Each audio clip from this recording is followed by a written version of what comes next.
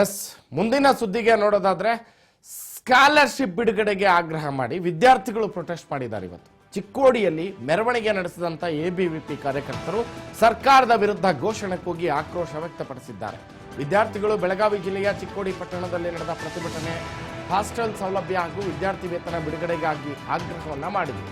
Tahsildar CS Kulkarni ಮುಖಾಂತರ ಸಿಎಂಗೆ ಮನವಿ ಪತ್ರವನ್ನ ಕೂಡ ಎಬಿವಿಪಿ ವಿದ್ಯಾರ್ಥಿಗಳು ಕಳಿಸಿಕೊಟ್ಟಿದ್ದಾರೆ.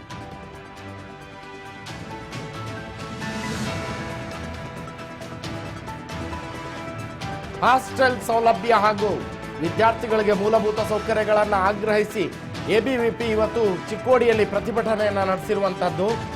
ಸ್ಕಾಲರ್ಶಿಪ್ ಬಿಡುಗಡೆಗಾಗಿ ಆಗ್ರಹವನ್ನ ಮಾಡಿದ್ದಾರೆ. ದೊಡ್ಡ ಮಟ್ಟದಲ್ಲಿ ಇವತ್ತು ಪ್ರೊಟೆಸ್ಟ್ ನಡೆದಿದೆ ಎಬಿವಿಪಿ ಕಾರ್ಯಕರ್ತರು ಅಂದ್ರೆ ವಿದ್ಯಾರ್ಥಿಗಳಿಂದ. ಬೆಳಗಾವಿಯ ಚಿಕ್ಕೋಡಿಯಲ್ಲಿ ನಡೆದಂತ ಪ್ರತಿಭಟನೆ.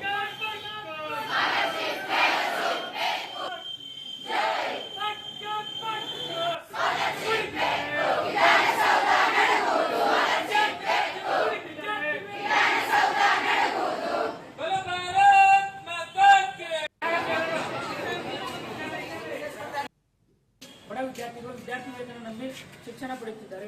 ತಮ್ಮ ಶಿಕ್ಷಣಕ್ಕೆ ಸರ್ಕಾರ ನೀಡುವ ವಿದ್ಯಾರ್ಥಿ ವೇತನ ಸರ್ಕಾರಿಯಾಗಲಿದೆ ಎಂಬ ಭಾವನೆಯಿಂದ ಅರ್ಜಿ ಸಲ್ಲಿಸಿದ ಲಕ್ಷಾಂತರ ವಿದ್ಯಾರ್ಥಿಗಳಿಗೆ ಕಳೆದ ವರ್ಷದ ವಿದ್ಯಾರ್ಥಿ ವೇತನ ಜಮೆಯಾಗಲಿ ಬಹಳಷ್ಟು ತೊಂದರೆ ಬೇಡಿಕೆ ಇಡುತ್ತದೆ. ಇನ್ನು 15 ದಿವಸಗಳಲ್ಲಿ ಯಾವುದೇ ರೀತಿ ವಿದ್ಯಾರ್ಥಿಗಳಿಗೆ ಹಣವನ್ನು ಜಮಾ ಮಾಡದೆ ಹೋದರೆ ಮುಂದಿನ ದಿನಮಾನಗಳಲ್ಲಿ ಅಖಿಲ ಭಾರತೀಯ ವಿದ್ಯಾರ್ಥಿ ಪರಿಷತ್ ಬೃಹತ್ ಮಟ್ಟದ ಹೋರಾಟಕ್ಕೆ ಕರೆಗೊಳ್ಳಲಾಗುತ್ತದೆ.